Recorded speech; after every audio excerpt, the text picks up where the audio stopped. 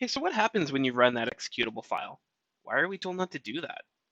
Let's dive into that topic, and I'll show you why.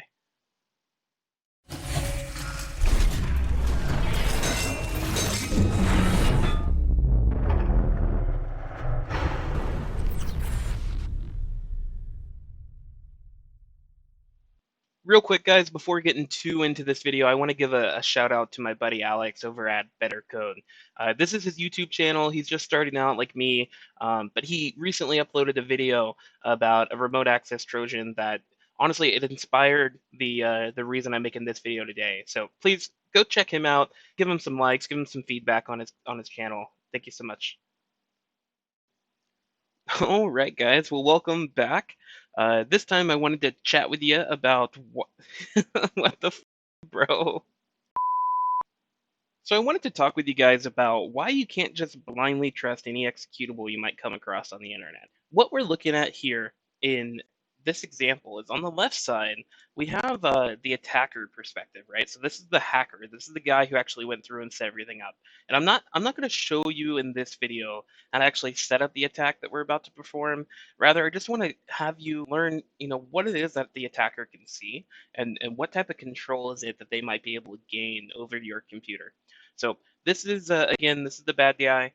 On the right side, this is going to be like the victim perspective. So this is just going to be the dude at home who might be trying to torrent videos because he doesn't want to pay for them, or he might be like a business professional who receives a phone call from somebody who pretends to be with IT or pretends to be with the phone vendor and says, "Hey, we've got this software update we need to install. Can you help me out? Can you just run this real quick on your computer? I'll send you an email with it, or go out to this website and maybe just download it from there." There's a number of ways this file could end up on the machine, but regardless of how it gets here, in this example, the victim is already intent of running this file for whatever reason. So I'm just going to come in and I'm just going to say run as administrator, and I'll say yes. And because I'm a local admin on the computer, I've got the ability to run this file and give it all of the permissions of the system needed. So if we take a look on the left side, within a few minutes here, or really just any second now, bam, we see a connection pop up. And this is it. Notice how on the victim side, there is no message. There is no indication that anything happened. Really, the person who ran this file is probably thinking, well, that didn't work, or they might ask the guy, "Hey, did that update go through?" Right? But I mean, there's nothing here to indicate that they've been compromised. So let's dive deeper and let's look at what we can actually see here on the left side. So at first, obviously, we can see what IP address they're connecting from and get some information about the user that's logged in, and we could see what OS they're using and that they're an admin, right? But that's not very exciting. Let's dive a little bit deeper. So we can look at the administration section and we can see information like what the operating system is, maybe some information about the system, what its host name, IP addresses are, all that good stuff. But if we go into, let's look at something like the file manager, right? So if I pull this up, check this out. So now I've got the ability as a hacker anywhere in the world to start looking through the files that live on that computer that we compromised. So I can go into the desktop and I could pull out anything in here. I can go into the documents folder and I can look at that exact executable that they just ran. But I'd also be able to go through pictures and videos and music or anything else that might be stored on the system.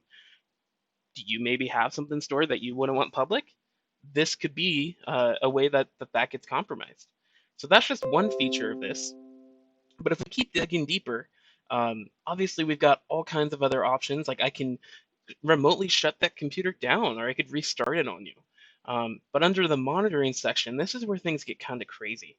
So I'm going to go into the remote desktop and I'm just going to go ahead and click on Start Capture here and check this out. So from the attacker perspective, I'm able to see everything that was showing up on that victim side, right? So this is exactly what the victim was seeing just a moment ago. And notice there's no pop-up message, there's no indication here that anybody's watching them. It doesn't say, "Hey, your computer has been remotely controlled." So this is 100% silent. And it's kind of scary. There's no way that the end user would know this is happening. I could take this further and I can even enable mouse input. And now I've got the ability to actually come in, and I can move things around, or I can click in the start menu, or I can open up a browser and I can start browsing through just like as if I was in front of the computer. And hackers will do that. They'll wait until you step away, or they'll wait until the computer is idle, and then they'll hop in and take control that way. So I'll stop this, and we'll close this one out. So the next feature that I want to talk about, and I think this is super, super important to understand, and that is key login. So if you never heard of it, I mean, it is exactly what it sounds like. It's logging any keystrokes that you might enter on your keyboard. So it doesn't matter if you're signing into a website or maybe you're chatting with somebody through Facebook Messenger or Microsoft Teams, right? It doesn't matter. Anything you type into the computer, that's going to be logged, and it's going to let the attacker go through that log and see everything that you typed. Let me kind of show you this so it makes a little bit more sense. So I'm going to come into monitoring, and then we'll go into the keylogger. And right now there's really nothing here. I can hit get logs and it'll try to successfully retrieve everything, and then I can go look at them. But right now it's just blank, right? But let's head back over to the victim machine. And once we have this pulled open, let's just go into Google Chrome, and we'll go over to ebay.com. And this is just one example, right? You can go anywhere. But if I hit sign in, and I'll need to sign in with an email or password. So I'll use our good friend Michael Scott as a good example here.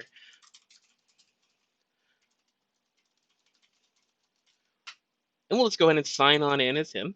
And we'll type in his password. And we'll hit sign in. Perfect. So here I am, I'm logged in, and yeah, why not? We'll save this password in Chrome. That'll make it easier, right? Because nobody will ever take control of our computer and be able to sign in with that password. But here's the thing. Let's head back to our attack machine and let's look at what just happened. So here we are back on the keylogger, and this time I'm going to click get logs. That's going to pull them back down, and then I can open up the most latest log.